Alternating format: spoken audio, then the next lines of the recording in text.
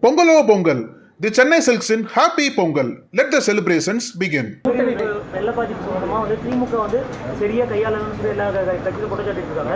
இப்போ தொடர்ந்து மழைப்பாதிப்புகள் தொடர்ந்து அங்கே பாதிப்பு ஏற்பட்டு தான் இருக்குது. எப்படி கையாளுறாங்க திமுக சரியாக கையாளுட்டு இருக்காங்க? நீங்கள் ஊடகத்தில் காட்டிட்டு இருக்கீங்களா? அவ்வப்போது எப்படி இந்த அரசாங்கம் செயல்படுது என்பதை ஊடகத்திலும் பத்திரிகைகளிலே காட்டிக் கொண்டிருக்கின்றீர்கள். எக்ஸாம் புயல் சென்னையிலே வந்தது. பெரிய காற்றும் இல்லை, அதிகமான மரங்களோ அல்லது மின்கம்பங்களோ சாயவில்லை. கனமழையால் தண்ணீர் ஆங்கங்கே தேங்கி மக்களுக்கு கடுமையான பாதிப்புக்கு உள்ளாகியிருக்கிறார்கள். இந்த விடியா திமுக அரசு பொறுப்பேற்ற பிறகு பொறுப்பற்ற முறையில் அமைச்சர்களும் முதலமைச்சர்களும் பல்வேறு ஊடகங்களிலும் பத்திரிகையின் வாயிலும் பேட்டியளித்தார்கள். அப்பொழுதெல்லாம் சென்னை மாநகரத்தில் எவ்வளோ மழை பெய்தாலும் ஒரு சொட்டு தண்ணீர் கூட தேங்காமல் வடிகால் வசதி செய்து கொடுக்கப்பட்டிருக்கின்ற தவறான பொய்யான செய்தி வெளிப்படுத்தினார்கள். மக்களும் அதை நம்பிவிட்டார்கள். அவர்கள் அறிவித்த அந்த செய்தியை நம்பிவிட்ட காரணத்தினாலே இந்த கனமழையால் கடுமையாக மக்கள் பாதிக்கப்பட்டார்கள். ஏற்கனவே சென்னை மாநகரத்தில் வடிகால் முழுமையாக செய்து முடிக்கப்பட்டு விட்டதாக நகராட்சி நிர்வாகத்துறை அமைச்சரும் சொன்னார். அதோடு அந்த சென்னை மாநகரத்தில் இருக்கின்ற அமைச்சர்களும் சொன்னார்கள், முதலமைச்சரும் சொன்னார். ஆனால் கனமழை பொழிந்த பிறகு ஆங்காங்கே தண்ணி தேங்கிய காரணத்தால் கடுமையாக மக்கள் பாதிக்கப்பட்டது மட்டுமில்லை, அவர் வீட்டில் வைத்திருந்த உடைமைகளெல்லாம் பெரும் சேதத்துக்குள்ளாகிவிட்டது. 2-3 நாட்கள் அவர்களுக்கு சாப்பாடு கூட கிடைக்காத ஒரு நிலை உடைய தொலைக்காட்சியில் தான் நாங்கள் பார்த்தோம். இப்படி நிலைமை இருக்க இந்த அரசாங்கம் ஒரு பொய்யான செய்தி வெளியிட்டு மக்களை ஏமாற்றி கொண்டிருக்கின்றது. முழுமையாக வடிகால் வசதி செய்து கொடுக்கப்பட்டதாக ஒரு தவறான பொய்யான செய்தி முதலமைச்சரும் துறையினுடைய அமைச்சர்கள் மற்றும் அமைச்சர்களெல்லாம் தவறான பொய்யான செய்தி வெளியிட்டதின் விளைவாகத்தான் மக்கள் இவ்வளவு பாதிக்கப்பட்டிருக்கின்றார்கள். அதோட இது டிசம்பர் 3 நாளில் மழை பெஞ்சது எக்ஸாம் புயலால் சென்னையில். அது ஒரு பாடமாக எடுத்துக்கொண்டு தென் மாவட்டங்களில் இந்திய வானிலை ஆய்வு மையம் தெளிவாக தெரிவிச்சிருக்கு. அதிக மழை பொழியும் தூத்துக்குடி, திருநெல்வேலி, தென்காசி, கன்னியாகுமரி மாவட்டங்களில் அதிக மழை பெய்யும் என்று ஒரு வாரத்துக்கு முன்பாகவே செய்தி வெளியிட்டும் ஊடகத்திலும் பத்திரிகைகளும் செய்திகளெல்லாம் வெளிவந்துட்டன. அப்படி இருந்தும் இந்த விடியா திமுக அரசு, இந்த பொம்மை முதலமைச்சர், திறமையற்ற முதலமைச்சர் முன்னெச்சரிக்கை நடவடிக்கை எடுக்காத காரணத்தினால் தூத்துக்குடி, திருநெல்வேலி, தென்காசி, கன்னியாகுமரி அதிக கனமழை பொழிந்து அதனால் மக்கள் கடுமையாக பாதிக்கப்பட்டார்கள். இங்கே கனமழை பொழிகிறது, இதனால் மக்கள் கடுமையாக பாதிக்கப்பட்டு கொண்டிருக்கிறார்கள். இந்த வேளையில் டெல்லியில் நடைபெறுகின்ற இந்திய கூட்டணி கூட்டத்தில் போய் தமிழ்நாடு முதலமைச்சர் ஸ்டாலின் கலந்து கொள்கிறார். என் மாவட்டத்தில் கனமழையால் மக்கள் பாதிக்கிறாங்க. இதை விட்டுட்டு டெல்லியில் நடக்கிற கூட்டத்தில் போய் இவர் கலந்துக்கிறார். அப்படி என்றால் பல ஆட்சி அதிகாரம்தான் அவர்களுக்கு தேவைப்படுகிறது. ஓட்டு போட்டு ஆட்சியில் அமர்ந்த மக்களை உதாசீனப்படுத்தியிருக்கின்றார்கள். அவரை பற்றி கவலைப்படாத ஒரு அரசாங்கம் இந்த திமுக அரசாங்கம். இப்பொழுது போக்குவரத்து தொழிலாளர்கள் அவர்களுக்கு பல்வேறு கோரிக்கைகளை வலியுறுத்தி 6 அம்ச கோரிக்கை வலியுறுத்தி போராட்டத்தில் ஈடுபட்டார்கள். பலமுறை இந்த அரசுக்கு அவர்கள் கோரிக்கை வைத்தார்கள். அந்த கோரிக்கை நிறைவேற்றப்படவில்லை. அவர்கள் அந்த போக்குவரத்து தொழிலாளர்கள் குறைந்தபட்ச கோரிக்கையாக நிறைவேற்றித்தார்கள் என்று வேண்டுகோள் வைத்தார்கள். அதையும் இந்த அரசு நிராகரித்து விட்டது. அதனால் அவர்கள் போராட்டத்துக்கு தள்ளப்பட்டார்கள்.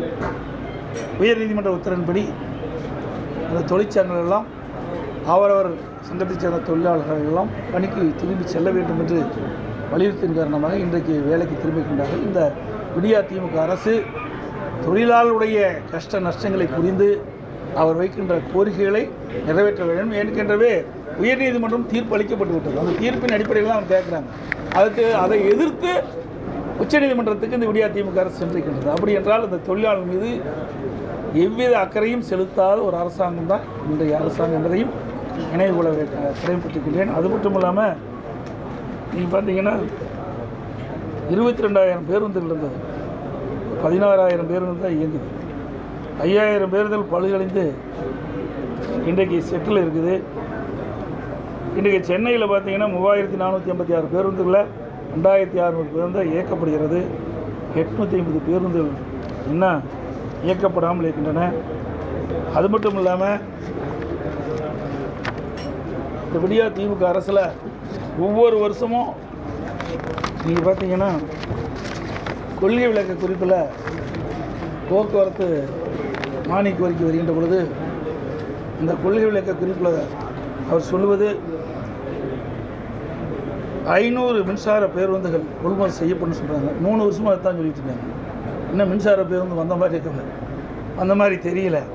அதோடு சுற்றுச்சூழலுக்கு உகந்த BS6 3213 டீசல் பேருந்துகள் கொள்முதல் செய்வதாக அந்த கொள்கை விளக்க குறிப்பில் தொடர்ந்து 3 ஆண்டு காலமாக வெளியிட்டுருக்காங்க. ஆனால் ஒரு பேருந்து கூட இது வரைக்கும் வாங்கல. இதுதான் இந்த ஆட்சியினுடைய அவலம். எங்கே பார்த்தாலும் ஒடிசல் பேருந்து ஓடிட்டு இருக்குது. மழை வந்தால் ஒழுகிற பேருந்துகள். இன்றைக்கி சிவகங்கை தான் நினைக்கிறேன், அங்கே இருக்கிற ஒரு டிரைவர் அந்த பேருந்து இயக்க முடியலன்னு கலெக்டரேட்லேயே போய் நிறுத்திட்டு வந்தார்.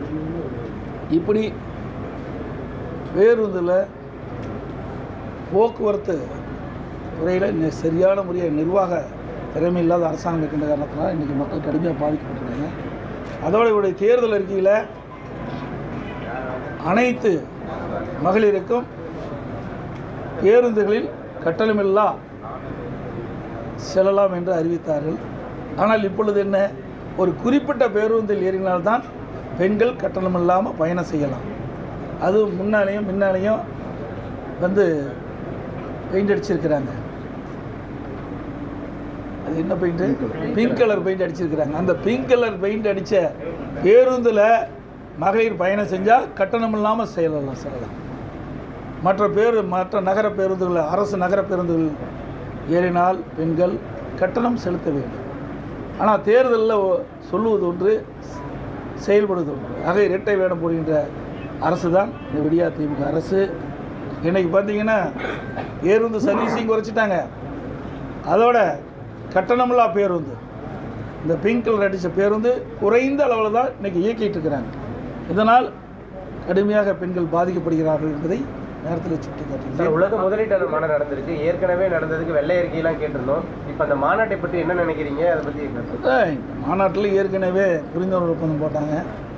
அதே அந்த புரிந்துணர்வு ஒப்பந்தம் போட்ட அந்த தொழில் நிறுவனங்கள்லாம் எந்தெந்த நிறுவனங்கள் தொழிற்சாலைகள் துவங்கி இருக்கின்றன, கட்டுமானத்தில் இருக்கின்றது என்ற விவரம்லாம் வெள்ளை அறிக்கையின் மூலமாக வெளியிடப்பட வேண்டும் என்று நான் கேட்டேன். இது வரைக்கும் அதுக்கு பதிலே காணோம். ஆகவே இதே புரட்சித் தலைவி அம்மா 2015ஆம் ஆண்டு முதலாக தமிழகத்திற்கு அதிகமான தொழிற்சாலைகள் வர வேண்டும் என்பதற்காக தொழில் முதலீட்டாளர் மாநாட்டை சென்னையில் நடத்தினார். அதன் மூலம் தொழில் ஈர்க்கப்பட்டது, பல தொழிற்சாலைகள் வந்தன. அதனால் படித்தவர்களுக்கு வேலைவாய்ப்பு கிடைத்தது. அதற்கு பிறகு அம்மாவுடைய அரசு, அம்மா வழியிலே செயல்படுகின்ற அரசு 2019 என்று நினைக்கின்றேன், அப்பொழுது மீண்டும் தொழில் முதலீட்டு மாநாட்டை நடத்தி சுமார் 3,05,000 கோடி தொழில் ஈர்த்து 304 தொழில் புரிந்துணர்வு ஒப்பந்தங்கள் போடப்பட்டு சுமார் நேரடியாக 5 லட்சம் பேருக்கு வேலைவாய்ப்பு, மறைமுகமாக 5 லட்சம் பேருக்கு வேலைவாய்ப்பு உருவாக்கின்ற தருகின்ற விதத்தில் அந்த தொழில் முதலீட்டு மாநாட்டை நடத்தினோம். பல்வேறு தொழிற்சாலைகள் வந்தது. நாங்கள் போட்ட புரிந்துணர்வு ஒப்பந்தம் கூட இன்னும் இவர்கள் நிறைவேற்றாமல் இருக்கின்றனர். எனவே இதையெல்லாம் பார்க்கின்ற பொழுது விளம்பரத்திற்காக இந்த தொழில் முதலீட்டாளர் மாநாடு நடத்துகிறார் என்ற ஒரு சந்தேகம் மக்களிடத்தில் எழுகிறது. நான் இது யார் வேணாலும் பங்கேற்கலாம். அனைத்து இந்திய அண்ணா திராவிட முன்னேற்ற கழகத்தை பொறுத்த வரைக்கும் நாங்கள் புரட்சித் தலைவர் காலத்திலும் சரி, புரட்சித் தலைவர் அம்மாவுடைய காலத்திலும் சரி, மதத்திற்கும் ஜாதிக்கும் அப்பாற்பட்ட கட்சி அனைத்து இந்திய அண்ணா திராவிட முன்னேற்ற கழகம். இதில் யார் விருப்பப்பட்டாலும் ராமர் கோவிலுக்கு செல்லலாம். அது அனைத்து இந்திய அண்ணா திராவிட முன்னேற்ற கழகம் மட்டுமல்ல, எந்த மதத்தை சேர்ந்தனாலும் சரி, எந்த ஜாதியை சேர்ந்தனாலும் சரி, யார் விருப்பப்பட்டாலும் அங்கே ராமர் கோவில் அந்த கும்பாபிஷேக விழாவில் கலந்து கொள்ளலாம். சார் நீங்கள் கலந்துக்கிறீங்களா? எனக்கு வாய்ப்பு இருந்தாலும் நான் கலந்துக்குவேன். எனக்கு இப்போ கொஞ்சம் கால் வலி இருக்கிறதுனால உங்களுக்கு தெரியும், கொஞ்சம் சிரமம் இருக்குது. அதை பொறுத்து தான் இதை முடிவு செய்யப்படும். அனல் பறக்கும் செய்திகளை அப்டேட் செய்து கொள்ள நக்கீரன் களத்தை இப்பவே சப்ஸ்கிரைப் பண்ணுங்க.